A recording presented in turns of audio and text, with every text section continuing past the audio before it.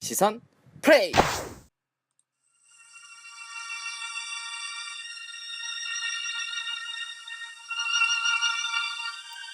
Out Caesar, out Nolus, Emperor of the world. Charlie Chaplin was a divinity. He owned the world.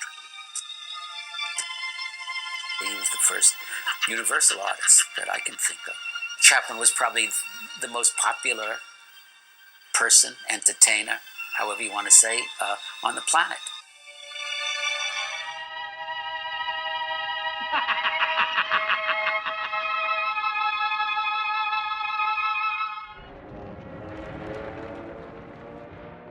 (1939년) 나치 독일이 폴란드를 침공하고 이에 영국과 프랑스가 선전포고를 하면서 2차 세계대전이 시작되던 시기에 한 편의 영화가 극장에서 관객을 만날 준비를 하고 있었습니다.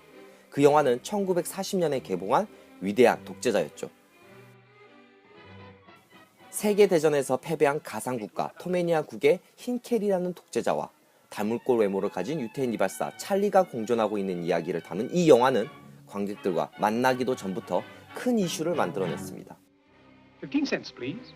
문득 누군가를 떠올리게 하는 영화였기 때문이죠. 바로 히틀러. 위대한 독재자는 히틀러를 패러디한 찰리 채플린의 영화입니다. 코수염을 달고 절도 있는 팔동작으로 연설하는 그의 모습이 정말 히틀러와 닮아 있었습니다. 그래서 관객들은 더 몰입했죠. 그렇다면 그 두 사람은 실제로 닮았을까요? 코수염이 닮았고 키가 작은 것도 닮았네요. 둘은 같은 해, 같은 달, 같은 주에 태어났습니다. 히틀러의 아버지는 폭력적인 사람이었고 채플린의 아버지는 술주정뱅이꾼이었죠. 히틀러는 그림을 그리는 예술가였고 채플린은 연기를 하는 예술가였습니다. 채플린은 지금까지도 많은 사랑을 받고 있는 방랑자 캐릭터 리틀 트램프를 탄생시키며 스타가 됩니다. 그 시기에 히틀러는 예술가의 꿈을 꾸며 도시로 오죠. 문제는 누구도 그를 채용하지 않았고 방랑하며 노숙자 생활을 합니다. 마치 채플린의 리틀 트램프라는 캐릭터처럼요.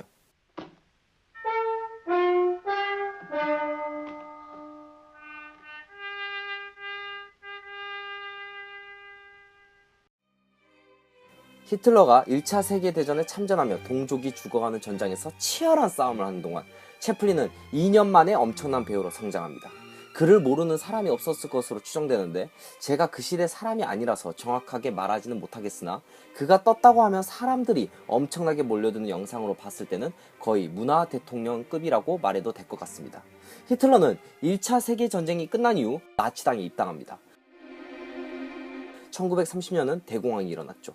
주식은 폭락하고 기업은 도산하고 실업자는 늘어났습니다. 이는 미국만의 일로 끝난 것이 아니라 전 세계로 영향을 끼쳤습니다. 그 상황에서 채플린은 모던 타임즈를 탄생시킵니다. 알다시피 이 영화는 대공황 사태를 지켜본 채플린이 자본주의에 대한 풍자를 한 영화입니다. 톱니바퀴들 사이로 들어간 찰리 채플린이 기계의 일부처럼 된 장면은 잊을 수 없는 명장면이죠. 모던 타임즈로 그는 더 위대한 배우가 돼가고 있었습니다.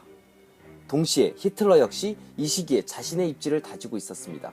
그는 악마의 목소리를 가진 탁월한 웅변가였죠.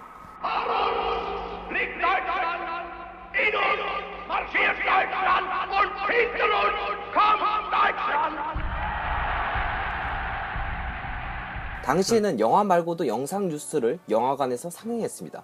세계 곳곳에 다양한 영상들이 있었죠. 여기에 히틀러도 많이 등장했습니다. 히틀러는 영화를 좋아했고 영화를 이용할 줄 아는 사람이었죠. 그의 영상을 접한 채플린은 그가 뛰어난 배우라고 생각했다고 합니다. 정치가가 아니라 배우라고 생각했다는 부분에서 우린 생각해 볼 필요가 있습니다. 왜 배우라고 생각했을까요?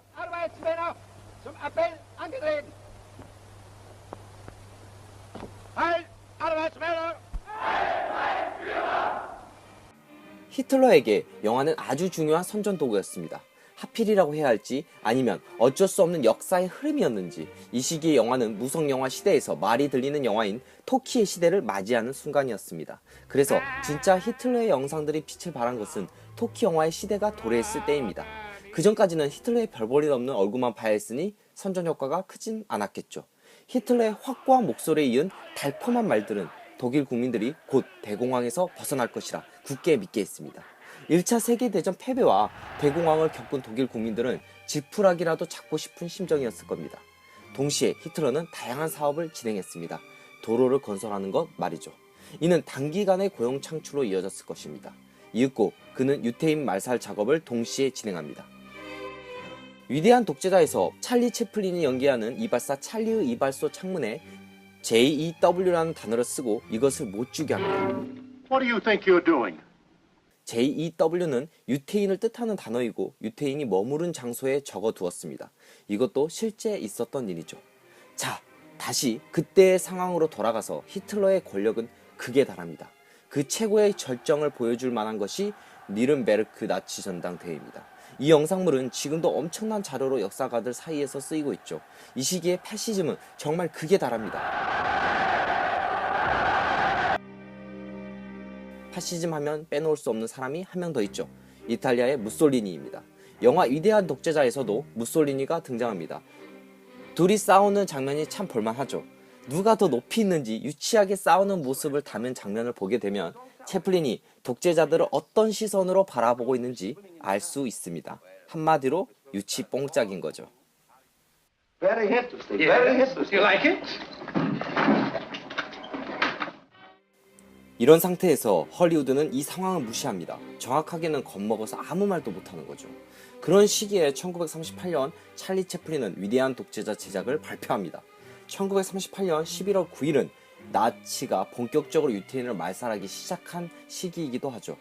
한 가지 사실을 빼먹었네요. 영국에서는 위대한 독재자 상영을 금지합니다. 눈치 보기 바쁜 주변국 상황을 알 수 있는 거죠. 심지어 유태인 영화 제작자들은 채플린을 만나 위대한 독재자 상영을 안 하기를 요청합니다. 히틀러를 화나게 하면 유태인들에게 그 피해가 갈 것이라고 조언한 것이죠. 채플린은 이 조언에 대해 이렇게 말했다고 전해집니다. 어차피 지금보다 상황이 나빠지긴 힘들 것이다.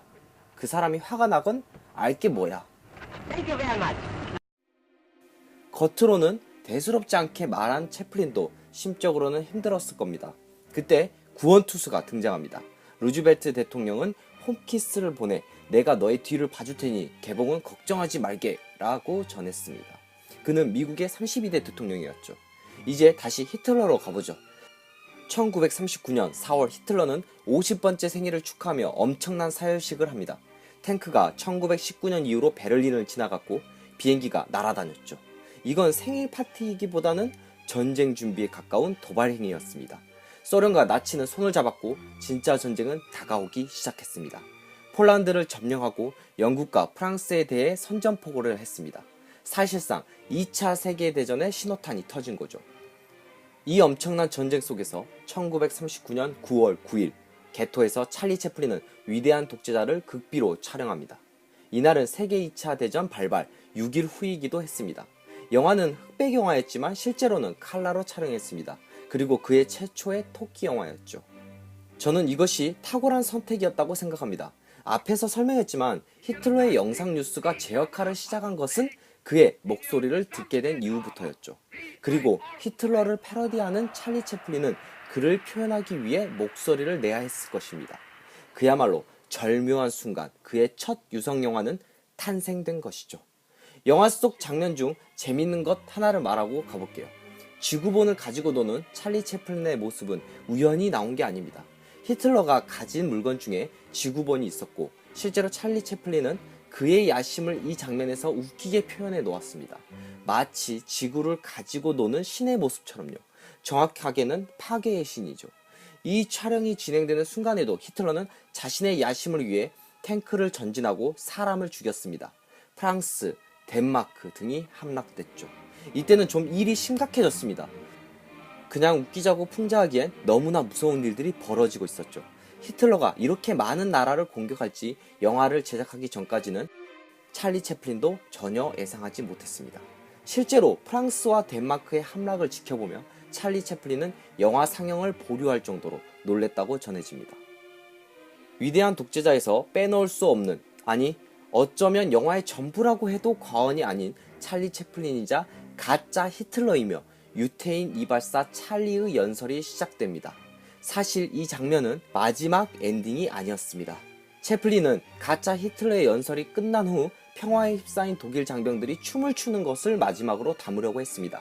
아마도 영화 제작 초기에 채플린은 이 영화를 희망이 담긴 판타지 영화라고 생각했던 것 같습니다. 하지만 이 장면에 대해 만족하지 못한 찰리 채플린은 이 장면을 포기하고 반전 연설을 더 부각하며 마무리 짓기로 합니다. 누군가에게 강한 메시지를 보내야겠다고 생각을 바꾼 것이죠. 우리가 아는 채플린의 연설 명장면은 이렇게 탄생됐습니다. 그 이후로도 찰리 채플린은 몇 달에 걸쳐 재촬영을 했습니다. 559일을 소모한 끝에 드디어 상영 준비를 마친 채플린의 영화 위대한 독재자가 관객들을 만났습니다.